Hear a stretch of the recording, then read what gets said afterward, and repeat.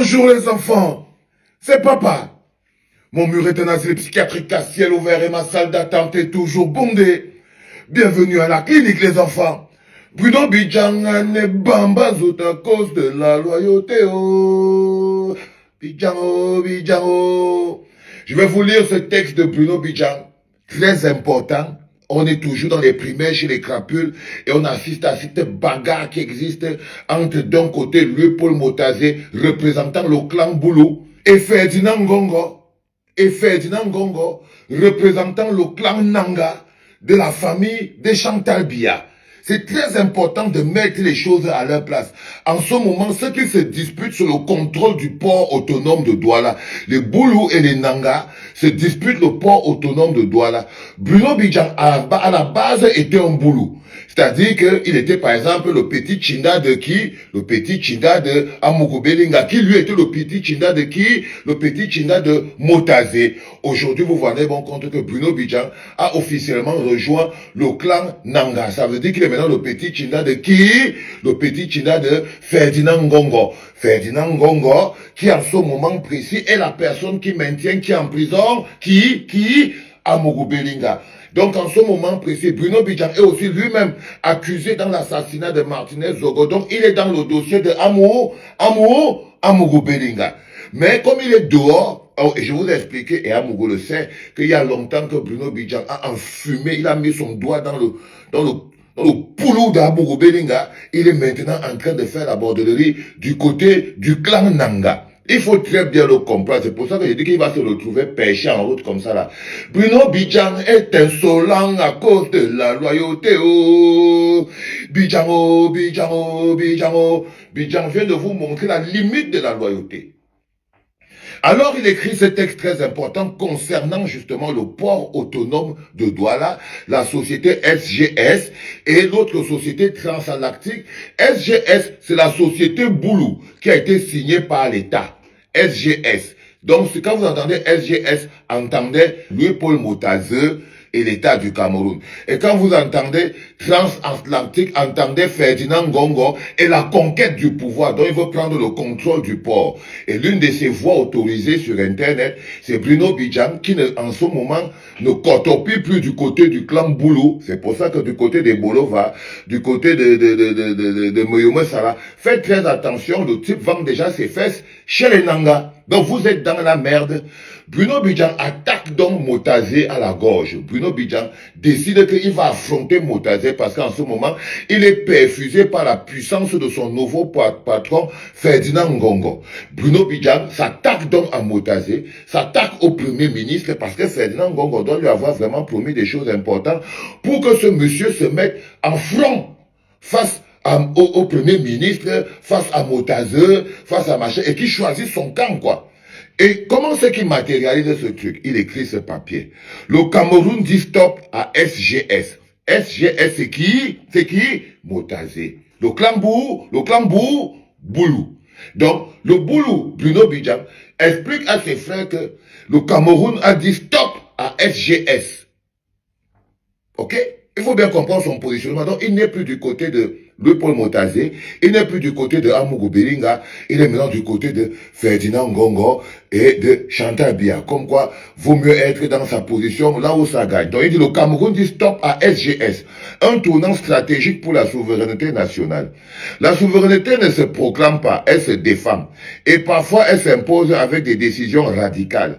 Le 2 janvier 2026, le port autonome de Douala a officiellement mis fin à la collaboration avec SGS, un événement qui dépasse largement le cadre d'un simple contrat commercial. C'est un séisme sécuritaire, économique et géopolitique. Il dit bien ceci, le port autonome de Douala a officiellement mis fin à la collaboration avec SGS. Sauf que ce n'est pas le port autonome de Douala qui n'est qu'une structure, qui signe le contrat avec une organisation comme SGS. C'est l'État du Cameroun.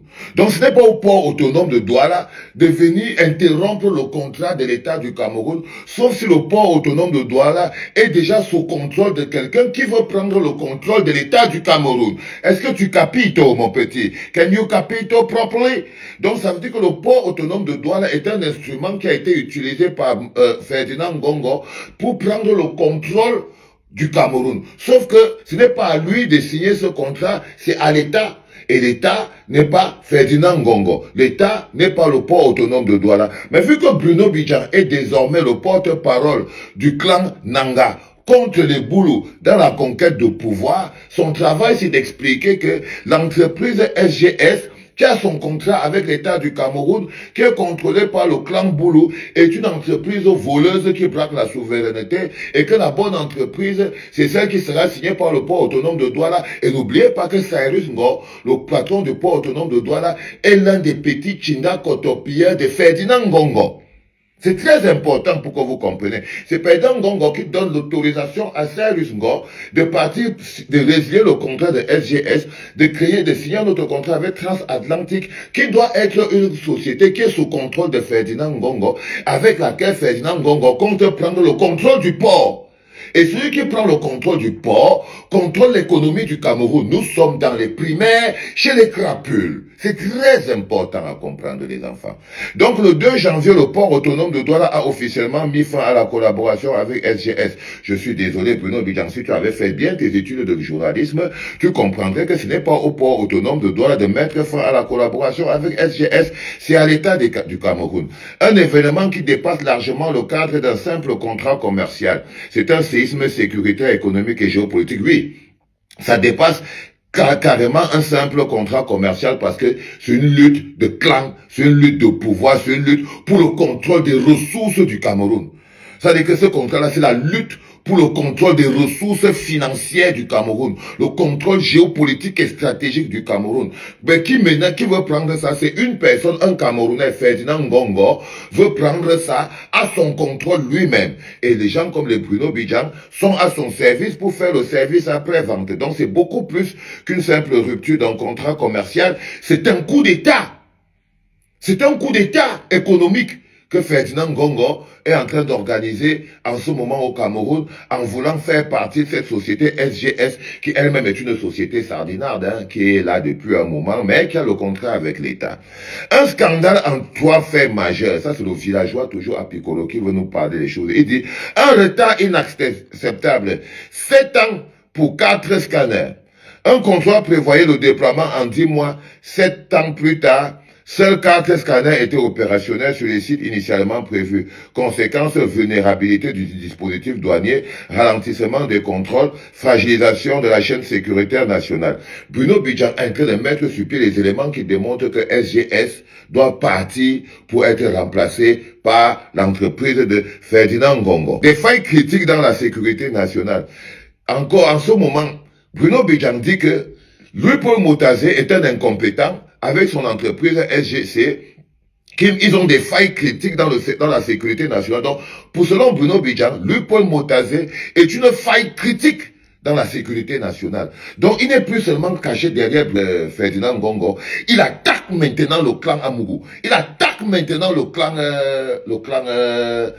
Boulou. Il attaque maintenant Louis-Paul Motazé. Quand tu attaques SGS et que tu prouves que c'est des sorciers, c'est en fait tu attaques Louis-Paul Motazé parce que derrière il y a le ministre des Finances et c'est lui qui gère derrière tout, il caporalise tout le truc. Donc Bruno Bidjan dit que c'est des voleurs, c'est des imposteurs. Les Louis-Paul Motazé, ils sont dangereux pour la sécurité nationale, ils scannent pas bien le travail, donc ils ont une faille critique dans la sécurité nationale. Bruno Bidjan parle plus loin, il dit que une logique économique contre la logique souveraine. Donc il accuse encore Louis-Paul Motazé que Louis-Paul Motazé voulait faire de l'argent au mépris de la sécurité du Cameroun. Il accuse encore Louis-Paul Motazé et les autres, l'État du Cameroun, parce qu'on ne sait plus, parce que le contrat c'était avec l'État du Cameroun, donc je ne sais pas s'il accuse SGS ou bien s'il accuse l'État du Cameroun, mais vu que SGS est l'État du Cameroun, parce qu'ils ont signé un contrat avec l'État du Cameroun, et donc il insulte donc son ancien patron, Louis-Paul Motazé. Rappelez-vous que c'est Louis-Paul Motazé qui était l'ouverture de la ligne 94, et c'est par Louis-Paul Motazé que Bruno Bidjan porte ses petits costumes aujourd'hui. Il s'appelle comment? Si Amougou Belinga a pu donner 1 franc à Bruno Bidjan, c'est parce que Louis-Paul Motazé avait donné 1 franc à Amougou Belinga. Le vrai enjeu, la souveraineté des données et du contrôle. Le débat ne s'arrête pas à SGS. Le contrat PSRDNG soulève des interrogations majeures. Une entreprise étrangère analyse les risques douaniers du Cameroun.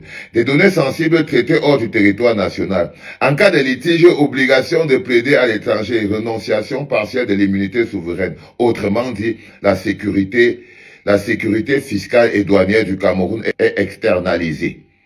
Depuis la décision de mars 2025 de ne pas reconduire SGS, les tentatives d'influence ont été évoquées. Dans un monde où la sécurité économique est devenue une arme géopolitique, Bruno Bidjan et maman, aïe, tu sens que c'est quelqu'un qui lui a même écrit ça, il est souvent venu poster sur son truc. La maîtrise des infrastructures critiques n'est plus négociable. Un signal fort envoyé au monde. Il dit que c'est le Cameroun qui envoie un signal fort au monde. En mettant fin à la collaboration avec SGS, le Cameroun envoie un message clair. La sécurité nationale n'est pas à vendre, donc il estime donc que lui, Paul Motazé, et le Cameroun voulaient vendre la sécurité nationale du Cameroun. Heureusement que Ferdinand Ngongo et lui-même Bruno Bidjan est là-dessus pour s'en sortir et tout. La souveraineté n'est pas sous-traitable, donc il estime que les autres étaient en train de sous-traiter la souveraineté. Les données stratégiques ne sont pas exportables. Il estime donc que lui, Paul Motazé et tous les autres vendent les données stratégiques des Camerounais aux autres. Ce choix marque peut-être le début d'une nouvelle doctrine africaine, reprendre le contrôle des outils de sécurité, de fiscalité et de souveraineté économique. Déjà, je vous rassure que c'est pas son texte, hein. La tête vide que vous voyez là, et ça là, on appelle ça, c'est un montage. C'est un montage qui a été mis sur pied par les équipes de SGS, derrière Ferdinand Ngongo. Ils écrivent un texte, ils donnent aux gens et chacun vient mettre devant. Mais ce que j'essaie de vous mettre en lumière avec ça, dans le cadre des primaires chez les crapules, c'est que vérifiez bien comment ça se passe. Ce qui se passe aujourd'hui, les positionnements des uns et des autres. Bruno Bidjan a mis un terme à la loyauté. Maintenant, il est passé à l'intérêt. C'est important. Tu as entendu ce qui a été dit, non, le Zomlo. Voilà donc où en est Bruno Bidjan en ce moment. Et ce n'est pas fini. C'était papa, les enfants.